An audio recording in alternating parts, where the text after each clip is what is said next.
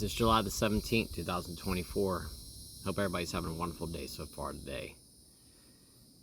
Today I want to talk about the cost and basically what comes along with getting sick from drinking too much. Unfortunately, this is something that I have a lot of experience with. I guess I'll just go ahead and start off with when, the first time that I got sick, I didn't know exactly what was going on with me. And, I started, it all started, I'd been on a pretty bad bender for quite some time. I've talked about this before, but I used to be a chef. I started my own business. I left my job thinking that running away from my problems was going to solve my problems, and unfortunately that didn't occur. If anything, leaving my job and starting my own business made my problems worse because I had my own schedule. I did what I wanted to do. I worked my own hours. If I felt like taking a day off, I just took the day off. And towards the end of my drinking career, I was taking a lot of time off, and I remember right around that time that I'd gotten sick, that I was drinking a lot, and one day after a really heavy night of drinking, I woke up that morning as usual, wanted to throw up, and when I did, I couldn't stop. I threw up that whole day, and later on in that day, I started throwing up black coffee grinds. And I didn't go to the hospital. I didn't go to the doctor. I thought, in my mind, as we often do, I started, making excuses. Started thinking that, because I was so sick, I was drinking some Coke. So I thought the black stuff that I was throwing up was Coke, and it wasn't. It was blood. So a couple days later, my wife came home, found me in the bed, completely covered in my own vomit. It was all blood.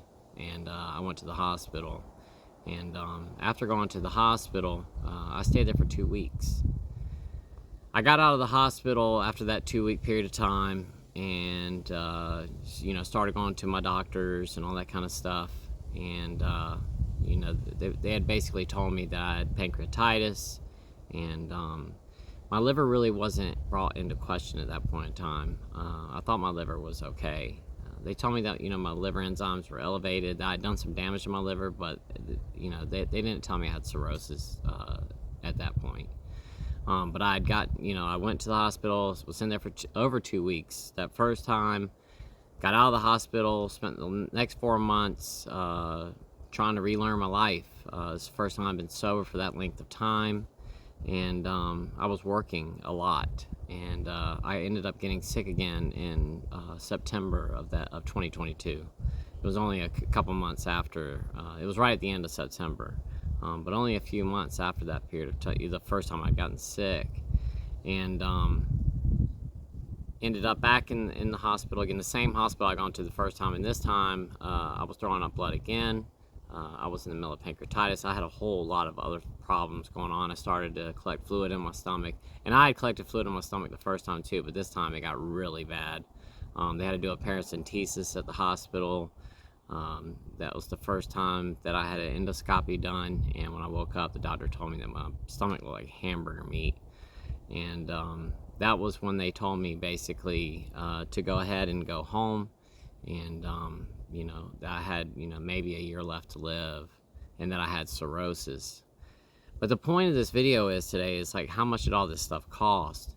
That first initial time that I went to the hospital, that was a few $100,000. That first initial visit. The second visit, same thing. It was a couple $100,000. I was in there for a little over 2 weeks the second time as well. And then after that, I started going to a liver specialist in Charleston. Each one of those times I would go see a liver specialist, I just paid my copay or whatever it was. But I started speaking with them. They found a bunch of blood clots I had going on, and they were trying to help me to get rid of the fluid because I had ascites really bad during this period of time. I basically developed ascites from September, and I had ascites from September all the way until, really until about March or April of 2023. I had gotten it off a couple of times, but it would come back. But what they had done is they told me, hey, we have this procedure that we can do. I went and met with interventional radiology after speaking with my liver specialist. He's the one that found the blood clots. He directed me to interventional radiology, discussed with me the TIPS procedure. I went and met with them, and we set up a date for me to have my surgery. I really wanted to have it done that year, but they couldn't get me in until the beginning of the new year, which was January the 21st of 2023, when I had my first TIPS procedure. That initial TIPS procedure, I think cost in the area of like $50,000, somewhere around there. And I was in the hospital for like 2 weeks after that initial TIPS. Just the TIPS alone was like was like $50,000, and then just being in the hospital again, you're talking a lot of money.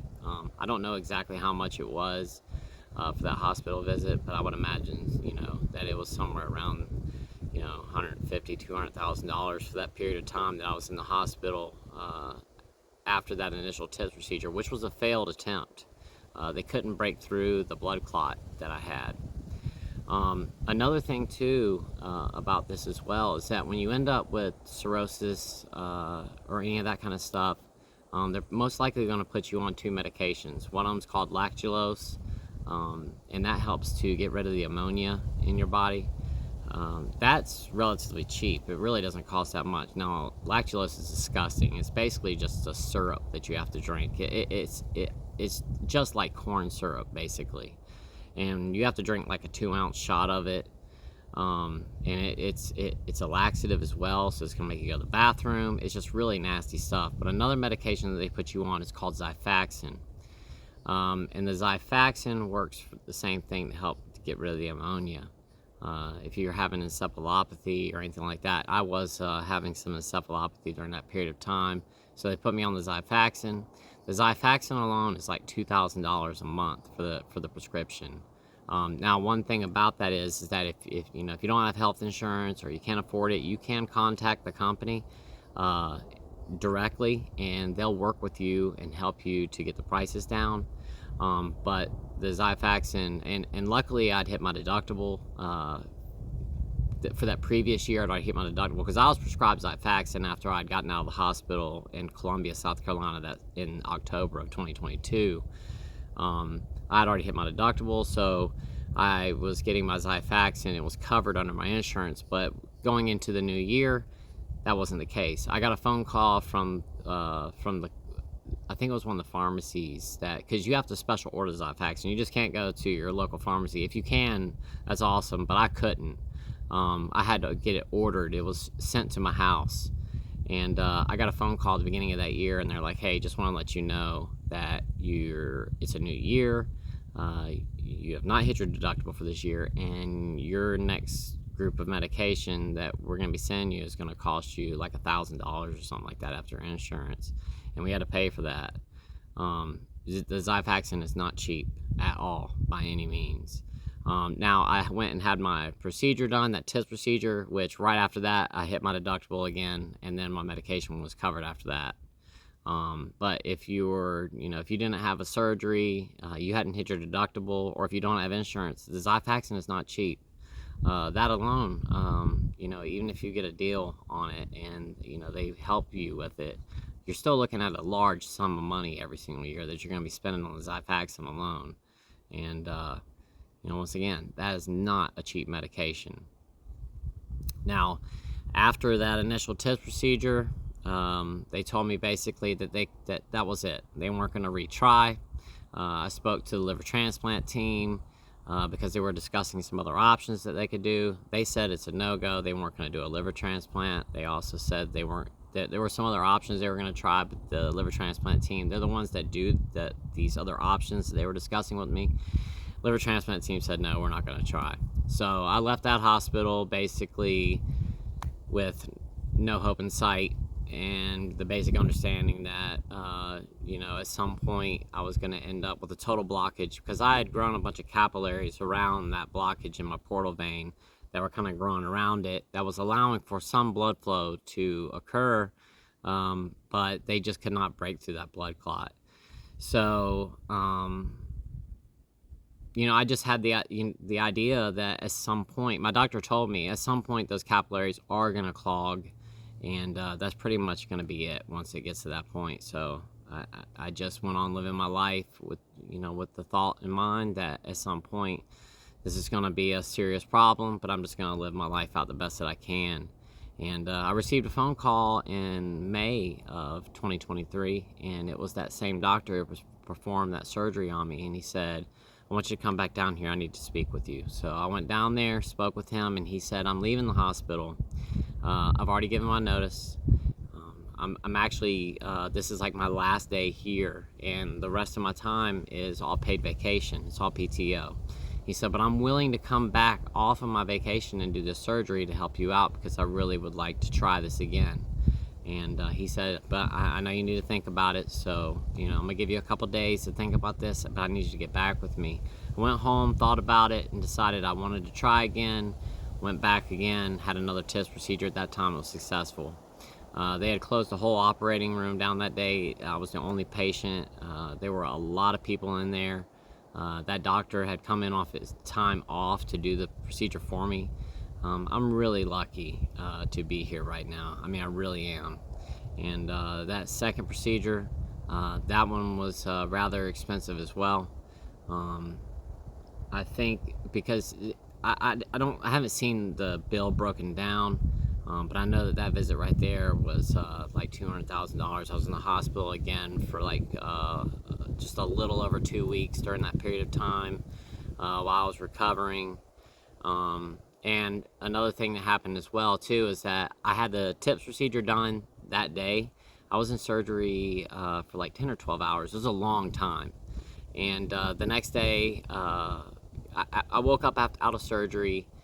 They told me that was a success. I was very happy about it. My wife was there. My mom was there with me. The next morning I woke up and they said, "You can have breakfast today." So I went ahead and had my breakfast. And about 30 minutes later, the doctor came into the room and said, "Did you eat?" And I said, "I did." And she said, "Not good, because we have to take you into emergency surgery right now." And I wasn't understanding what was going on. And she said, "You're bleeding internally in your liver right now." And what she told me is that we can't, since you have eaten breakfast, we cannot put you to sleep. You're going to have to be awake for this procedure. So I went into surgery for 3 hours wide awake while they went in, and they went in through my groin. Went in, and for 3 hours I laid there while they tried to, close the hole wherever I was bleeding at.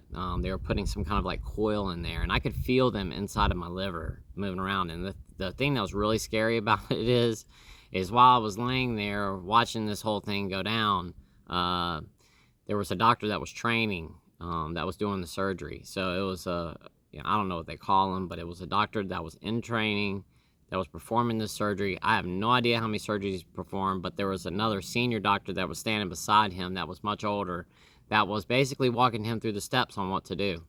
And they had this big screen that was above where I was laying. There were actually 3 screens to my left, and I could see what they were doing on the screen. Now, I didn't really look at them that much, because I just didn't want to see what they were doing. But I could see out of my peripheral vision what was going on. And I had a nurse that was standing beside me the whole entire time that was basically, like, "Are you okay? How are you doing?" and all that kind of stuff. But once again, I had to go into another emergency surgery the next day after that, which I'm sure added to the bill that I received from that procedure. And then on top of that, before that procedure, I had ended up in the hospital that April with pancreatitis again. We had gone to Disney World. I had overdone myself. We came back. I was just a couple days later after coming back from that, I ended up back in the hospital again for 2 weeks with pancreatitis that April, before I had that TIPS procedure again. And then after that happened, they did the first initial ERCP while I was in the hospital. Actually, they did two ERCPs while I was in the hospital, pancreatitis, that April. And then that started the whole chain reaction of the ERCPs. I had like a dozen ERCPs done last year. And then I had, I think, one in January and one in April of this year so far. They had to go in there. What they were doing was I had a complete closure in my pancreatic duct. So it was completely blocked off. So my pancreas was in autodigestion. I was in a constant state of pancreatitis for months. And for anybody that's on here that has had pancreatitis, you know exactly what I'm talking about. It is probably one of the most painful things that you could go through in your life. I think the most painful thing I've ever dealt with was whenever they cut the blood supply off to my spleen. And that was during my first TIPS procedure. I laid in the hospital when my spleen died. You know, after that initial TIPS, and that was so painful. It was almost up there with pancreatitis, but I'd have to say it was just a little bit worse. But pancreatitis is horrible, and you do not want to end up with it.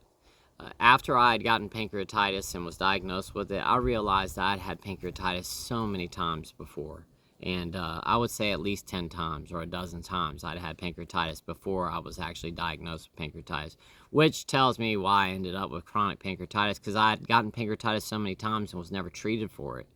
I just stayed at home and dealt with it. And the worst part about it is I tried to drink in the middle of pancreatitis because I thought that would help make me feel better. I mean, seriously, I'm not kidding. There were so many times I got pancreatitis and I was drinking in the middle of pancreatitis thinking this is going to help make me feel better. I was pouring gasoline on the fire. And I've spoken with many other people that did the same thing in the middle of their pancreatitis, thinking they were just really hungover, they had hurt their back, their stomach was just really bothering them, so they started drinking, hoping that would, make the pain go away. So many people I know that have done that, and I actually have some local friends that live around me who have ended up with pancreatitis, and they did the same thing, the same exact thing.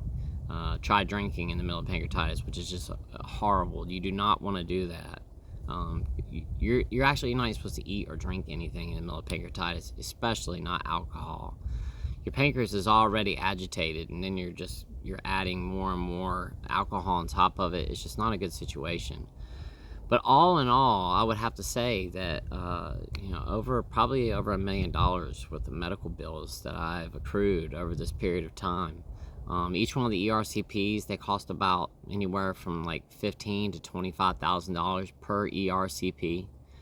And I've had like 14 ERCPs done at this point, so just do the math on that.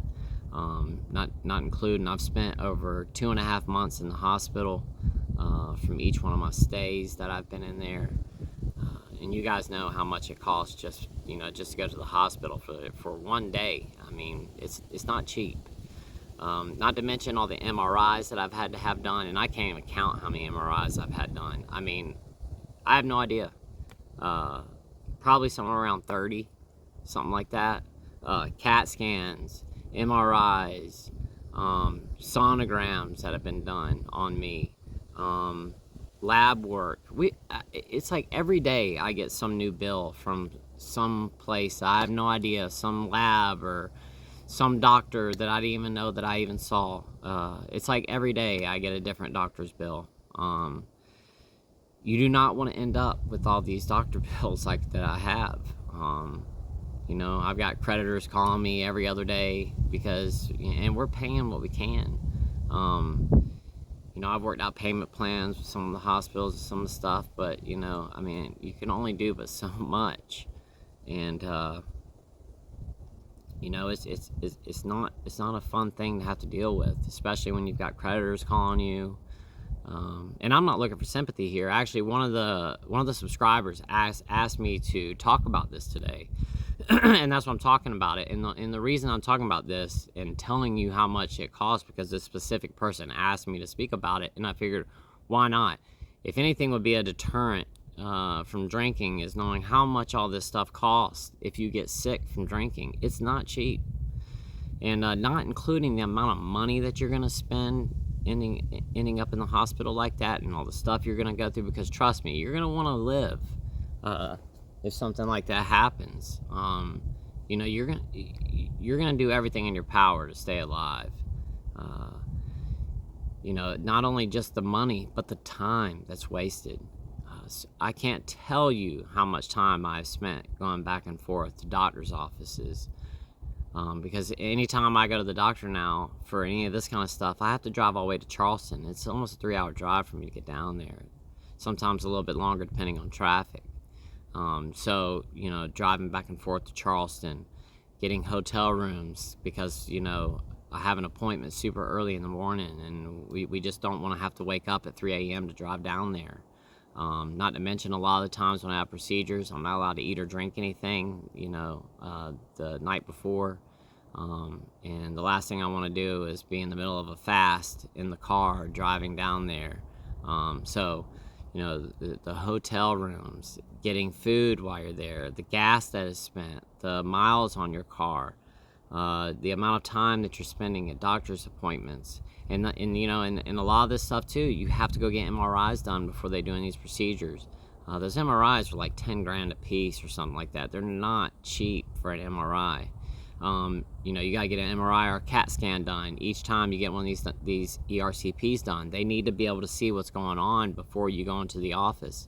So, you know, you might have to go the week before and have an MRI done before the procedure even happens. So that's one trip to go get the MRI, come back home, and then go do the ERCP the next week or the next day or wherever it works. It's a lot of going back and forth, doctor's appointment here, doctor's appointment there. Not to mention all the doctors that you have to see. I have a pancreatic specialist, a liver specialist, a GI doctor. I have my GP. I have an endocrinologist now because I have diabetes as well, that I'm sure that was caused partially because of my drinking. I'm sure there's a genetic factor there as well, but I would imagine that all the damage that I caused to my pancreas is what, you know, majority of why I have diabetes. And, you know, not to mention, now that I have diabetes, you know, I have to pay for my insulin every single month. I have to use long-acting, short-acting. I'm on another medication called Jardiance. I have to take a medication called pantoprazole twice a day. I have to take Eliquis, which is a blood thinner. I have to take that twice a day. The blood thinner is not cheap either, and my doctor told me last year that I will be on blood thinners for the remainder of my life. I will have to take these until the day I die. I have no option. I've had so many problems with blood clots. I have to be on anticoagulants for the rest of my life. So I also have to take a beta blocker once a day. Now that's not super expensive, but it's still more money that I have to spend because I have portal hypertension. So I have to take that beta blocker every single day for that reason. You know, the amount of medications I have to take it's ridiculous, and it's not cheap. You know, luckily this year I had a couple procedures this year, which allowed me to hit my deductible. So right now, you know, like if I have to get medication and stuff like that, a lot of times it's mainly covered. You know, and now if I have to go to the doctor's appointment or something like that, it's covered. But you know, going into next year, who knows what's going to end up happening. You know, if I go into next year, I don't have any procedures done, I'm going to be paying out of pocket for every single doctor's visit that I make and everything. Not to mention, I had to hit my deductible this year, which means that I still owe for the visits that I've already had at the hospital this year. And, you know, I'll probably be paying these hospital bills for the rest of my life. I mean, just to be completely honest with you. I've set up payment plans with the hospital. You know, and I'm paying what we can, but it's one of those things that comes along with this, you know, and especially when you end up that sick too, you can't work. You know, like I said, I was in a state of chronic pancreatitis for like 5 months. There's no working when you're in the middle of that. You know, and especially when you have to keep going back and forth to the doctor, you gotta have a surgery, and then you gotta recover, and then I was right back having a surgery again. As soon as I started feeling halfway decent again, I'm right back in the hospital having another procedure. And it's just one thing after another. I can tell you right now that it seemed like I had the worst luck in the world there for a while, because every time I turned around, something was going wrong. This has been the longest stretch of time that I've been in that I've not had to have a surgery or a procedure done. My last one was back in April. So we got May, June, July. I mean, this is the longest I've gone without having to have a procedure. And every single time that you get put to sleep, that stuff, it's not good for your body. It's not good for your liver. And the next couple of days after you've had a procedure, you just don't feel all there. It takes a while for that stuff to exit your body. It makes you feel nasty. You sleep, all the time for a couple of days after you get out of the hospital, after you've been put to sleep like that. Your body has to get all that stuff out. I mean, it's a whole slew of things that you do not want to end up dealing with, and I can promise you that. For years and years, I thought I was invincible. I thought that nothing ever would happen to me like this. I always told myself, I'm going to quit drinking before that occurs. I kept telling myself that over and over and over again. Every single morning when I would get ready for work, I would do this and look into my eyes to see if there was any yellow in my eyes. And if there was no yellow there, I was good to go. I didn't have jaundice today, so I could drink today. That was always like my measuring point that I would use. How many of you all out there have done that? How many times have you checked the whites of your eyes to see if you have any yelling in it? There was a lot of times too where my eyes would be really bloodshot the next morning, and it would almost look like they were yellow, and it would scare the living you-know-what out of me. And later on in the day, I'd check again. They looked okay, so then I was in the clear. I could have a drink. I never went and had any kind of lab work done. I had a physical done when I was like 18 years old, and that was the last time that I'd had one done. If I was really, really, really sick, I'd go to the doctor. But that was it. I never had any proactive anything done. I didn't have anything done until I ended up sick in the hospital. And I should have had my blood work done. I should have gone to a doctor and been honest and said, I'm an alcoholic. I drink way too much. Please check me out and tell me what's going on. I kept getting gout over and over and over again. And I had done some research online and saw that drinking excessive amounts of alcohol can cause gout. And you know what? I didn't pay any attention. I would get the gout. And I had gotten gout so many times that all I had to do was call the doctor's office and tell them I was having another flare-up. And they would just put me in a prescription for methylprednisone. I would go straight to the pharmacy. I didn't have to even go to the doctor anymore. The first time that I went to the doctor about my gout, I thought that I had broken my foot. They did the blood work, found out that my uric acid levels were highly elevated. The doctor came in and told me I had gout. He then told me that a lot of times gout's associated with drinking too much alcohol and diabetes. He wanted me to come back in and have a fasting blood work done so they could determine or scratch that off the list that I had diabetes. Do you think I ever went and had that fasting blood work done? Absolutely not. I did not want to do it. I was too afraid, and I didn't want someone telling me that I couldn't drink anymore. So I never went. And I had a doctor who put in the order for me to go have that blood work done, and I was too afraid to do it. And look where I am now. The thing is that I, for so long, thought that I was invincible to getting sick. I thought I had some kind of superpower. I thought that, my lineage of my people, because I'm thinking that, I've got Irish in me and all this kind of stuff, that, my ancestors were drinkers too. And, we developed some kind of, drinking superpower where we don't get sick. Well, that's not the case, because that's not what ended up happening with me. I ended up getting sick. And now I'm dealing with all these illnesses because of my excessive consumption. I never got looked at. I never was proactive. I never spoke to a doctor about it. I never was honest. When I went to the doctor and he'd ask, how much do you drink? Oh, a couple beers. And not every single day. I have a couple beers every other day or so. I was lying through my teeth, knowing dang good and well that I was drinking a half a gallon of vodka every other day. And here I am telling the doctor I'm just having a couple beers here and there. I mean, what in the world was I thinking? I should have been honest, and I should have asked for help, but I didn't.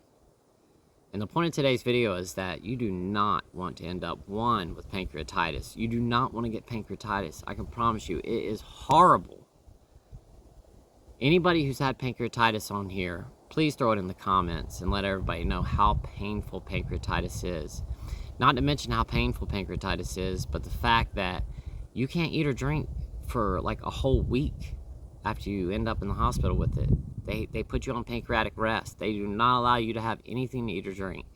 That aspect of it's horrible in itself, not to mention the pain that you have to go through.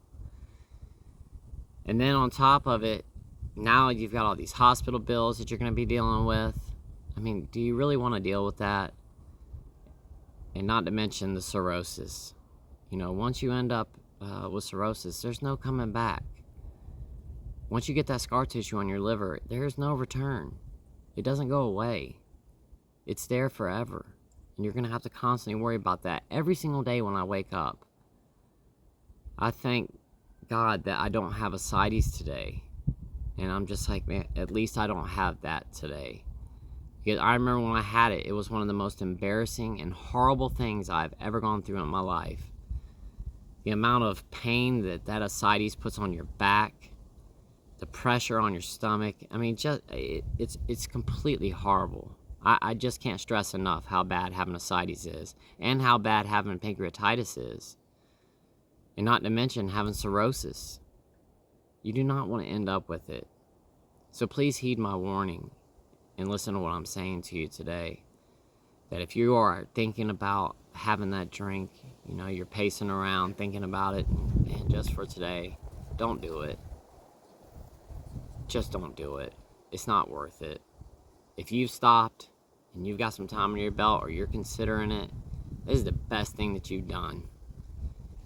Because you might not have to worry about dealing with these things that I'm dealing with right now. That's why I'm on here talking about this every single day. Because I don't want anybody else to have to go through what I've been through. It was one of the scariest things I've ever been through in my life.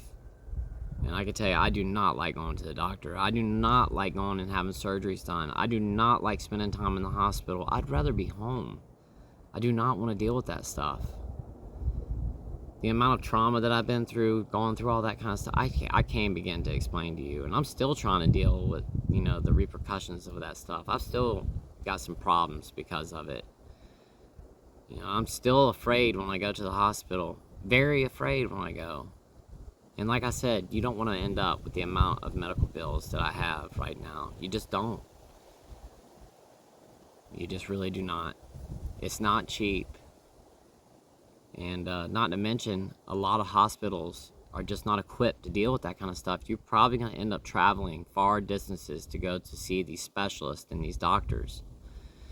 And it's not like, too, that, you know, you go ahead and that you go see your interventional radiologist. They say that they're going to do a TIPS and this is going to help you out. It's not like they're like, okay, we'll see you next week for your procedure. No, they have to fit you in. I went and spoke with my doctor, my liver specialist. They talked about the TIPS. I saw interventional radiology. It was like 2 months later when I had my procedure, and the blood clot got that much worse. And that's one of the reasons why they couldn't get through. It's just a whole bunch of stuff you don't want to ever have to deal with. And once again, that's why I'm talking about this today.